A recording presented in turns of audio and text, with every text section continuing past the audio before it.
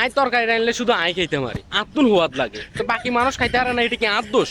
আয় কিচ্ছি হ্যাঁ, আয় তরকারি রানলে হয়তো একখানা অলিভ বেশি যাব না, একখানা মরিচের গুঁড়া দুগে বেশি যাব, তো এটা কি আর দোষ? মরিচের গুঁড়া দুগে বেশি হলে একখানা হেড জ্বলে আর কি, তো এটা কি আর দোষ? আনের হেডে সহ্য হয় না, আর লবণ হয়তো একটু বেশি যাবে, এটা কি আর দোষ? তরকারি তাই সুন্দর মতো রাঁধি, সুন্দর মতো হয়তো জোল কিনে একটু হুয়াই যায় আর কি, নইলে হয়তো আলু কিন সিদ্ধ ঠিক মতো না, এটা কি আর দোষ? তারপরেও তো রাঁধতে মারি হারি নে, কত কষ্ট করি তরকারি রাঁধে, আলু কাটি, তারপর কিন্তু আলুর মধ্যে একটু চামড়া থাই যায়, আলু চামড়া থাকলে কিন্তু ভিটামিন, আলুর দাম বেশি, সমস্যা নেই। আর হ্যাজ কাটলে হ্যাজের গোয়ার কিন্তু হ্যাজ চাইয়েন থাই যায় রে, তো হ্যাজ চাইয়েন থাকলে সমস্যা কি? হ্যাজের দাম বেশি না, আর তো সঞ্চয় করি, একটু সঞ্চয় করি রাঁধি, তো এটা কি আর দোষ? আপনারা রুমে কেউ খাইতে না রান্না, এটা কি আর দোষ? হয়তো ঠিক মতো রাঁধি, ঠিক মতো রাঁধি, ঠিক মতো বেকিন দিই, অনেকটার মধ্যে লবণ মরিচ অলিচ যদি বেশি হয়ে যায়, এটা কি আর দোষ? তো আনের হেডে কাম পাইলে এটা কি আর দোষ?